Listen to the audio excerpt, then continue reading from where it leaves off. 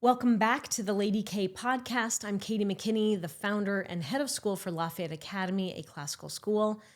Today, we are talking about the start of the school and a little bit about the framework of classical education. This has definitely been a very interesting journey. I often get the question, what mind were you to actually start a school? And so it has a variety of length of answers, but I thought today I'll kind of give you an idea on how this idea came to be. And in retrospect, you get ideas to do things and you never know where they're going to lead. But this one has definitely been quite an amazing journey. And I would recommend it. It's not for the faint of heart, but the joys and the rewards have been incredible. So I'll take you back to homeschooling. My kids were about 6 and about 9. And we were homeschooling in our kitchen, and I had really wrestled that year as to what curriculum to use. And I attended I think it was a St. Charles homeschooling fair or convention, and surveyed a ton of different curricula and settled upon a number of classical curricula. And didn't really know exactly what classical was, but I knew it resonated with what I was looking for my children. And so we adopted that, came home and got to work. It included Latin, it included diagramming sentences, it had a writing program, obviously a rigorous math program, and science that was connected to the ancients, which was fun, and of course history. Susan Wise Bauer has a phenomenal history program and very hands-on, and loved that. It was incredible. Anyway, there was a moment at which, and we memorized poetry. One of them was called The Caterpillar by Christina Rossetti. And my 2 older children were memorizing this, and it took them a few days, whatever. There's a process to learning poetry, and my 2-year-old is sitting there playing Play-Doh and doing Goopy Goop and all the things I could do to keep him busy while I'm working with the other 2.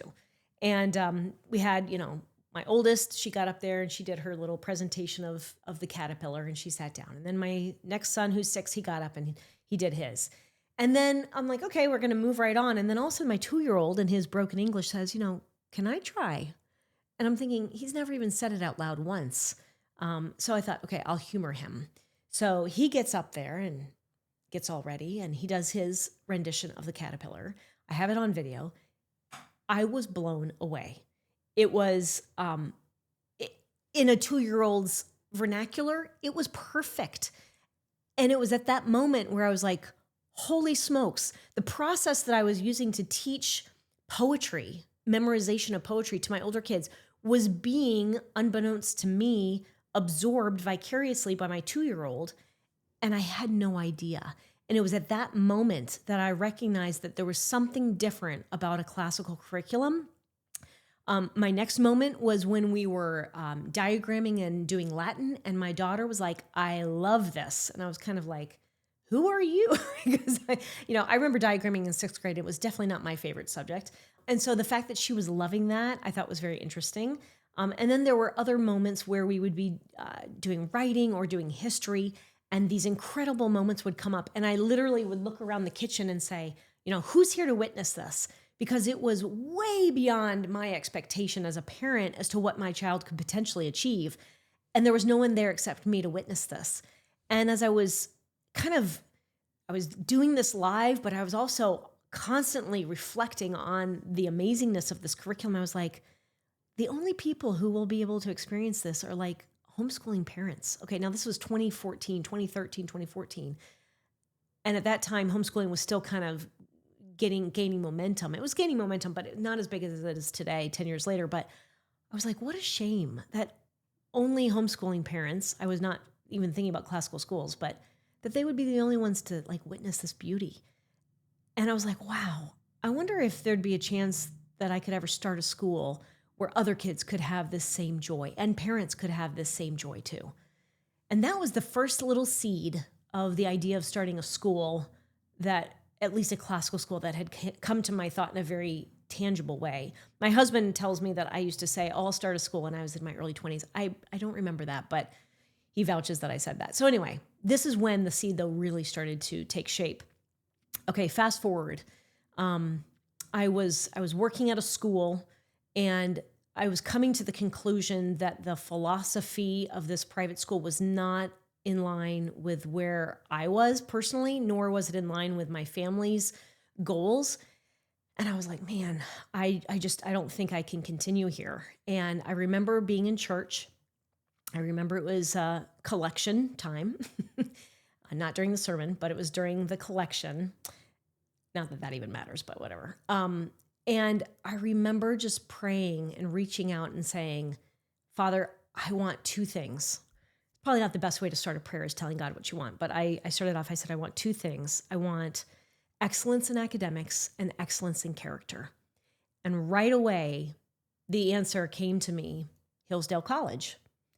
And I argued with a thought. And I said, no, they're just a college. And the voice came back and said, no, check the internet. What I love about messages that come from above is that they come to you exactly in the form as to how you need to hear it. And for me, that's what I needed to hear was go check the internet. Anyway, go home. I couldn't wait to go home. We actually had to go to lunch with another family, which was great, but I was chomping at the bit to get home. Checked the internet, and I guess I didn't have an iPhone now that I think about it. I don't think I had an iPhone yet. Anyway, checked the internet, and sure enough, Hillsdale had just started what's called the Barney Charter School Initiative back in like 2010, 2012. Again, this was 2014. And I was like, what? This is a K through 12 classical education. And I looked and I saw they had 6 schools. And I thought, oh my gosh, where's the closest one to me? It was Bentonville, Arkansas, about six hours away from me. Well, I could not wait for Monday to come. And I remember sitting at that moment, sitting in front of the computer going, this is it. This is what I'm going to do. And called the office, it's called the K-12 office at Hillsdale College. And my first question was, is this for real?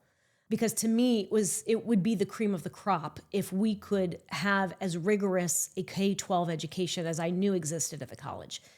And they said, yeah, it's real. We have 6 schools in operation.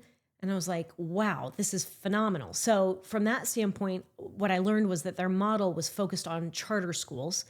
And doing quick research in Missouri, the person who I spoke with, Becky Lincoln and myself, found that Missouri is not friendly or does not have charter schools except for in the city, in St. Louis City or in Kansas City.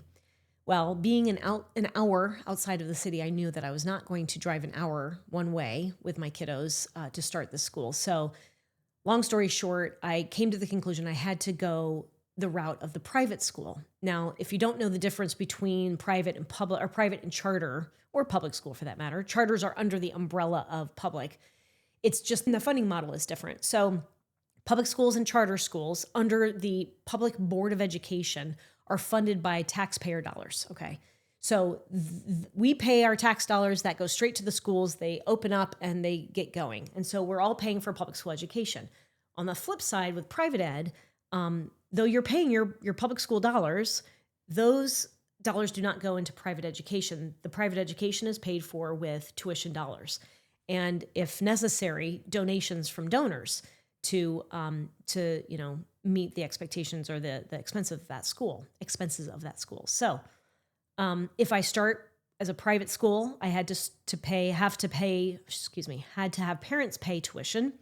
And it became clear that we would need donors to help us, help subsidize that education. So after a few months search and trying to figure out if we could start a charter school, endeavor here in Missouri, realized that fight was not going to happen on my timetable. I had 3 kids in tow and I needed them in school ASAP. So I decided we're going to just pursue the private model. All that to say, then you have to assemble a board because it's a nonprofit. You have to have a legal entity of a nonprofit has to have a board of at least 3 people in Missouri. So I had to go on the hunt and form a board. I had to have curricula, so I licensed that from Hillsdale. I asked them, would you help me? And they said, we'll do as much as we can. Katy, you are outside of our box of our model, but we'll do the best we can. So I, needless to say, was a pest at their front door, asking all the time for resources and whatever else they could give me. And they were gracious, beyond gracious, to help me along the way. We opened our doors. We actually did not have a building even 3 weeks before we were supposed to open. It was a little cause for concern, but through prayer and through a lot of hard work, we found a little warehouse that had no windows and no doors. It was a defunct Jump for Fun. And so it was like this, I think it was 2,200 square feet with a carpet with bright stars all over it, very distracting carpet, and a little bathroom. And so we jumped in there and we put up little partitions for our walls. And I taught 3rd through 7th grade, and my other partner teacher taught kindergarten. And then we had another teacher teach 1st grade. And then we had sort of adjuncts. We had a math teacher, an art teacher, and we all just sort of jumped in and did it. And the kids cleaned the school every Friday. We broke early for 30 minutes, and part of me still wishes we did this, but we broke 30 minutes early, and we all had tasks or duties. We had the kids cleaning the toilets, mopping the floors, taking out the trash, wiping down the desks, doing the whiteboards, like vacuuming. They did everything. And it was good. It was good for them. It was good for us. So anyway, we slowly grew. We started with 9 kids, and my kids made up 30% of the school at the time. And then slowly over time, we've just grown up to now we're over 125, 127 kids and going strong. So lots of little stories in between all of that. But I want to share now the framework of classical education.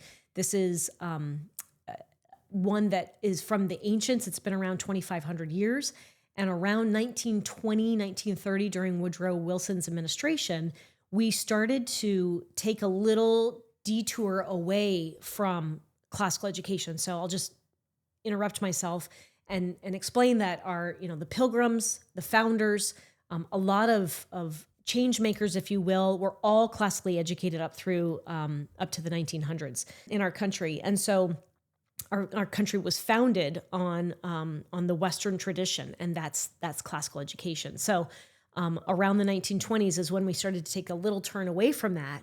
And specifically, for example, like in reading, instead of making it phonics-based, it became what we call whole language, which in a very snippet form or explanation is, say, for example, taking the word the. Instead of understanding that the TH together makes one sound, which is th or th, we would just tell our kids, which I embarrassingly used to do when I first taught 1st grade, you have 2 tall letters, and then you have an E, which is a short letter, and that's how you spell the word the. And literally, we'd say, look at it, memorize it, and that's it. Like, I didn't even know what phonics was 25, 30 years ago. So we took that little turn away in the 20s away from phonics instruction, and we taught what's called whole language. And now we're 100 years away, and we are miles away from where we used to, how we used to teach education. Okay, so classical education has a framework, and it's called the Trivium. And I'm going to show you now what that is. All right, so we're going to now explain the framework. And I will say, this is just a very, it's a basic explanation of classical education. It's hard to put classical education in a soundbite, very hard. But this, I think, for those of us who didn't know what classical was or have never learned what classical is, this is very helpful. So classical education is based on what we call the Trivium. And the Trivium is a Latin word, tri meaning 3, and vium meaning roads. And it's the 3 roads in which a human being best learns. Like I said, this has been around for 2,500 years, and it really capitalizes on the developmental process of the brain, allowing the student to maximize what they have to gain or give in that time frame so that we can really supercharge the growth of that individual. So the first road here is kindergarten through 6th grade, and we call this the grammar stage. And the grammar stage is where the student is learning to soak up everything around them. They're learning the English language. They're learning their math facts. They're learning geography. They're learning times tables. They're learning, all of this poetry, memorizing poetry and prose. It's very easy for their brain to accumulate this knowledge at this age because that's what their brain was made to do at this point. It's really 0 to 12 years old. So we maximize that, and we introduce our students to the best of the best principles in how to speak, read, and write the English language. Again, math facts and all of that. Then when we get to 7th and 8th grade, they have enough information to be dangerous. And we call this the logic stage because now they have enough information and they start to argue with us. Some of your kids might argue way before the logic stage, but whatever. It's a time where it really comes into full plain view. And they often do it, though, without logic. And I use the example that a lot of kids will be like, well, my friend has a phone, so I should have a phone. And that's their argument. It's not a great argument. So we say, okay, we're going to invite you here to argue with us, but we're going to teach you how to do it from a very sound basis. I remember my brother, when his daughter was with us in middle school, she's now in college, but when she was with us, she was going through our formal logic course, and he was like, okay, you know what, time out. She's getting very good at arguing, and we need to pause on this. But it's very effective. Let me interrupt myself really quick and tell you a quick story. My son, who also he's just a great kid, but he got grounded at one point, and he was grounded for an entire week. It was a pretty severe punishment, but that's what it called for. And about 2 or 3 days in, he was actually taking this class called Formal Logic, and he was learning how to make a proof in writing to prove your point. And he says to me as I'm making dinner one night, he says, Mom, if I can show you through writing that this grounding is illegitimate, basically, would you let me free? And I said, well, let's see. So he goes and he grabs a piece of paper, he starts writing it out. He writes an entire page of a proof as to why he should not be grounded. To verify its authenticity, I had him take it to his teacher who was teaching the class, and the teacher was like, no, this definitely is solid. So we let him out. I think it was 1 or 2 days prior to his full sentencing. Anyway, what I loved about that was a 14-year-old was not slamming doors. He was not arguing with us. He was not calling us, stupid parents or I hate you. He was actually, through logical reasoning, arguing his point of view. And it was an amazing teaching moment for him. I think it illustrated to him the power of what he was learning. And it was also, as a parent, it was like, yay, it's working. So the 7th through 8th grade time is a time for these students to learn how to formulate their arguments. Then 9th through 12th grade, we call this the rhetoric stage. And the rhetoric stage is where now our students are learning to persuasively argue their point of view. That class that I was talking about actually happens right here. It's the formal logic and rhetoric class. It's a whole year, it's 2 semesters. So in any case, they're learning how to persuasively argue their point of view. And right here, 12th grade, is the capstone project where they write their senior thesis. And they basically, it's a 20-page paper on something they're passionate about, bringing all 3 of these roads together. And what they're doing is they're really pulling the facts together. They're using their reason, and they usually can persuade you or persuade me to their side of the table. So that senior year, once they get that paper done, they are then arguing verbally in front of our faculty their thesis, and they have to defend it. So it's a very powerful ending to their senior year, and it really pulls together all 3 of these roads so that we can see the human being in its full glory. Because they have learned all along the way, these 3 roads, again, maximizing what the human brain is doing at the right time so that they are frankly being filled and being fed appropriately to really maximize what they have to give. This is not something you're going to see in the schools. Oftentimes, a lot of these roads are reversed. You've got things in the rhetoric stage happening way back here in 1st and 2nd grade, and kids don't even have enough knowledge to have anything to think about yet. Or I have heard heads of schools say, you know what, they have their phone, they can just look it up. The problem with that is if they don't even know it exists, how do you look something up? So there's got to be a different answer. And to me, the answer is this with the Trivium. It's a beautiful basis, a beautiful framework to maximize the human being. There's also a thing called the Quadrivium, which expands the Trivium, and we can talk about that at a later date. But I wanted to just give you this basis to show you that this is what a classical education is based upon, and it's a beautiful thing. And you know what? I'm sorry, I'll say one more thing. This Trivium, what's beautiful about it is not only is it happening K through 12, but there's also little mini Triviums happening within each year.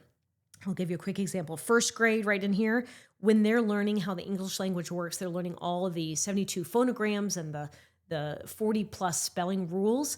When they get to the end of 1st grade, end of 2nd grade, they could school an adult on how and why the word little has an E at the end of it. Not only will they know all the sounds of that word, but they will be able to rhetorically defend why it is spelled with the letter E. That is the power of the trivium. And it's happening on these very little mini bases as well as on a whole. And then again, when we get to that senior year and they are putting together that beautiful capstone paper and then defending it verbally against our faculty, it's a very special moment for the child. It's a special moment for the parents. And you know your child is ready to go out into the world to be a blessing because they know how to learn. They know how to critically think. They know how to govern themselves. It's very powerful. It's like a mini master's program, but it's the power of a classical education. And if your child is getting it, congratulations, you're on a great path. If you haven't yet sought out a classical education, I would highly suggest and encourage you to do so. And I hope this has been helpful to get a little better perspective on what classical education is all about.